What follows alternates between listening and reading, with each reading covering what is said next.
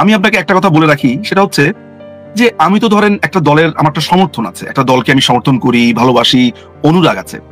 আমার কথাটাকে আপনি হয়তো বা কোনো কোনো জায়গাতে খারিজ করে দিতে চাইবেন, কিন্তু বাংলাদেশে নিশ্চয়ই একদিন মানুষ অনেকগুলো সত্য জানতে পারবে। তারা জানবে তাদের এই ভূখণ্ডে, তাদের এই দেশের মাটিতে একজন সাহসী মানুষ ছিলেন, যিনি, যার সাহস ছিল আকাশ ছোঁয়া। বঙ্গবন্ধুর পর, বঙ্গবন্ধু শেখ মুজিবুর রহমানের পর সেই মানুষটির আকাশ ছোঁয়া সাহস ছিল। সেই মানুষটি দীর্ঘ 15 বছর এই রক্তচক্ষুকে এমন ভাবে খেলেছেন যে পশ্চিমারাও খেয়ে হারিয়ে ফেলেছিলেন, যে একবার এখানে একবার সেখানে। অর্থাৎ তিনি শুধু নিজের সার্বভৌমত্ব ধরে রাখার জন্য তিনি নানান ভাবে এদেরকে খেলিয়েছেন, শুধু শুধু এই দেশটার জন্য। তিনি আর কেউ নন, তিনি শেখ হাসিনা। আমার কথাতে আপনি অনেক অনুরাগ পাবেন, আমার কথাতে আপনার কাছে মনে হবে দূর, ও তো বলবেই। কিন্তু আমি এইসব ব্যাপারে অসম্ভব রকমের অনেস্ট থাকার চেষ্টা করি। আমি যে তথ্য জানি, বেশি তথ্য না জানলে ভালো হতো আর কি, লাইফে যত কম জানা যায় মাঝে মধ্যে ভালো। আমি যে তথ্য জানি সেই তথ্য আমি একটুকু বলতে পারি যে মাননীয় প্রধানমন্ত্রী শুধু তার দেশের কারণে, এই দেশের মাটিকে বাঁচাবার জন্য তাকে এই জলাঞ্জলি তাকে দিতে হয়েছে। কিন্তু আপনি এটাও জেনে রাখেন, আমি আপনাকে একটু স্মরণ করিয়ে দিতে চাই লুবুম্বার কথা, কঙ্গোর। আপনি আন্তর্জাতিক বিষয়ের ছাত্রী, আপনাকে আমি মনে করিয়ে দিতে চাই চিলির প্রেসিডেন্ট আলেন্দের কথা, সালভাদর আয়েন্দে। আমরা আলেন্দে বলি, বাট সালভাদর আয়েন্দে, তিনি একজন নির্বাচিত সমাজতান্ত্রিক নেতা। তাকে পিনোশে 2 বছরের মাথাতে তাকে তখন তার বাসভবন ঘেরাও করে তিনি আত্মহত্যা করেন, যদিও এটাকে আমি খুনি বলবো। এভাবে অসংখ্য নজির রয়েছে। আয়েন্দেকে যখন খুন করে ফেলা হয় 11 সেপ্টেম্বর 1973, তখন বঙ্গবন্ধু এম আর আক্তার মুকুল এবং আমাদের আব্দুল গাফর চৌধুরী ওই গণভবনে ছিলেন, তিনি বসা। এরকম একটা পিস্তলের চিহ্ন করে তিনি তার বুকের বাম পাশে তিনি বলেছিলেন, একটা বুলেট তার দিকে ধেয়ে আসছে। আমি কোট আনকোট রেফার করছি মুজিবের রক্তলাল এম আর আক্তার মুকুল এবং 15ই আগস্ট ইতিহাসের রক্তপলাশ আব্দুল গাফর চৌধুরীর 2টো গ্রন্থ। যারা পড়েননি তারা 2টো বই পড়ে দেখতে পারেন। এরকম অসংখ্য ঘটনা আছে। আজকে প্রধানমন্ত্রী, আমি আপনাকে বলে দিচ্ছি, প্রধানমন্ত্রী যদি ইউনাইটেড নেশনস এর কথা শুনতেন, প্রধানমন্ত্রী যদি শুধু পিটার হাস যা বলে এটা শুনতেন, এখনো তিনি এখনো বাংলাদেশের প্রধানমন্ত্রী, এখনো আছেন, কিন্তু তিনি এই ক্ষমতার এই চেয়ারে থাকতেন। আমি আপনাকে এটা বল, আজকে আমার এই কথাটাকে যেইভাবে আপনার মনে হোক না কেন, আমার ভেতরটা মাঝে মধ্যে চুরমার হয়ে যায় এইটার জন্য। নট আওয়ামী লীগের একটা আলাদা ব্যাপার, আমার দল, তো কোন দল অপারেট করতে পারবে না। এই যে আপনার ইউনুস হচ্ছে একটা কমপ্লিট একটা আমেরিকার কেয়ারটেকার। আপনার ভালো লাগুক কিংবা না লাগুক, বিএনপিকেও সমঝোতা করেই আসতে হবে। দেখুন, আমেরিকা আনপপুলার বাংলাদেশে হতে চায় না।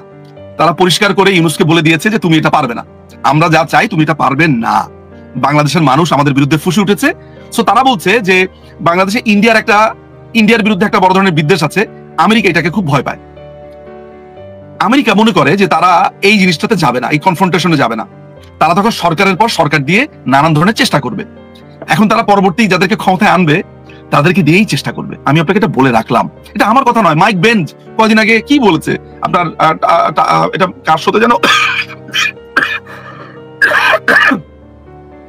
টাকারসনের শোতে বলেছে, মাইক বেঞ্জ বলেছে, একজন কর্মকর্তা হোয়াইট হাউসের। সো এই পুরো ব্যাপারটা নির্ভর করছে বিশেষ করে মার্কিন বলয় কি ভাবছে। একটা কথা মাথায় রাখবেন যে আমি আমার বইটাতে আপনারা এমন সব তথ্য পাবেন, আমি তো পুরোটা বলতে পারি না।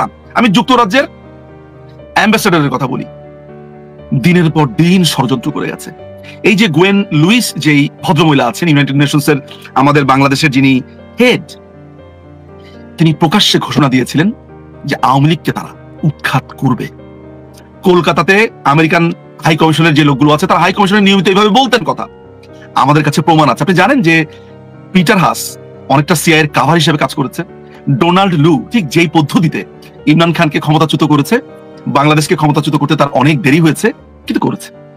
সো আলটিমেটলি যেটা হয়েছে, তার মানে আপনি যদি আপনার কথার যদি আমি সারাংশ উপসংহার ধরি, এটি পুরোপুরি আমেরিকার একটি, আমি বলবো আমেরিকা ইউনাইটেড নেশনস, এখানে ইউনাইটেড নেশনস এ খুবই কার্যকরী ভূমিকা যে রেখেছে সে হচ্ছে ভলকার টুর্ক।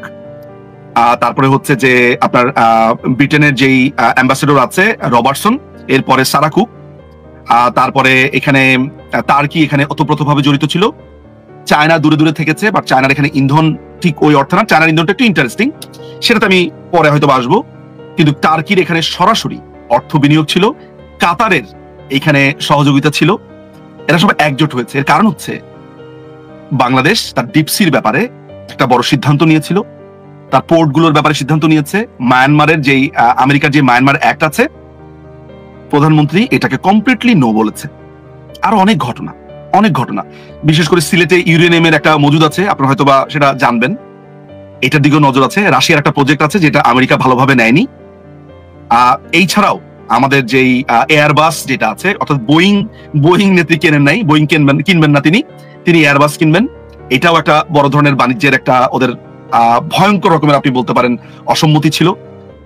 তিনি চায়নার সাথে তার বাণিজ্যকে খুব বাড়িয়েছিলেন, যেটা আমেরিকা খুবই বাঁকা চোখে দেখেছিল এবং তারা নিতে পারেনি। এবং আরেকটি গুরুত্বপূর্ণ ব্যাপার, ইন্দো প্যাসিফিকে যে কোয়াডের যে বিষয়টা ছিল, সেখানে বাংলাদেশ যে 15 আউটলুক দিয়েছে, এটা মার্কিনীরা খুবই বাজেভাবে নিয়েছে। ব্যাপারটাকে মনে করেছে যে এরা এত ছোট একটা রাষ্ট্র আমাদের সাথে এইভাবে পাঙ্গা নিয়েছে, এটার প্রতিশোধ তারা নেবে।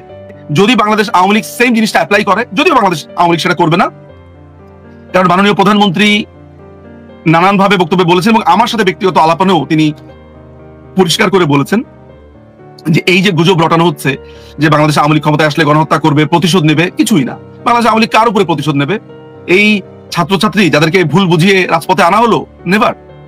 বাংলাদেশ আওয়ামী লীগ যেটা করবে, যে বাংলাদেশ আওয়ামী লীগ একটি ম্যাজিক্যাল আওয়ামী লীগে পরিণত হতে চায়, যেই ম্যাজিক্যাল আওয়ামী লীগ মেহনতি মানুষের কথা বলবে, একজন শ্রমিক এবং কৃষকের দিকে নজর দেবে, একজন কৃষক যাতে সংসদে এসে তার কথা বলতে পারেন সেই ব্যবস্থা করবে, একজন ছাত্রছাত্রী যারা তাদের ক্ষোভের কথা বলতে পারবে, তাদের প্রাপ্তি অপ্রাপ্তির কথা বলতে পারবে।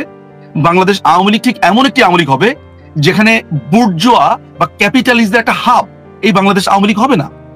আওয়ামী লীগ কাদের দল হবে জানেন? বাংলাদেশে যে মানুষটি উদয় অস্ত পরিশ্রম করে, অর্থাৎ মাথার ঘাম পায়ে ফেলেন, সেটা বিলিয়নিয়ারও হতে পারে, সেটা মিলিয়নিয়ারও হতে পারে, সবাই পরিশ্রম করে, তাদেরকে আমরা একটা ট্রু সেন্স দিতে চাই। ট্রু সেন্সটা হচ্ছে এই দেশ তাদের, এটা তাদের দেশ, এই দেশের হিস্সা, এই দেশের মাটি, এই দেশের জমিন, এই দেশের আকাশ বাতাস, প্রত্যেকটা জায়গাতে তাদের অধিকার রয়েছে।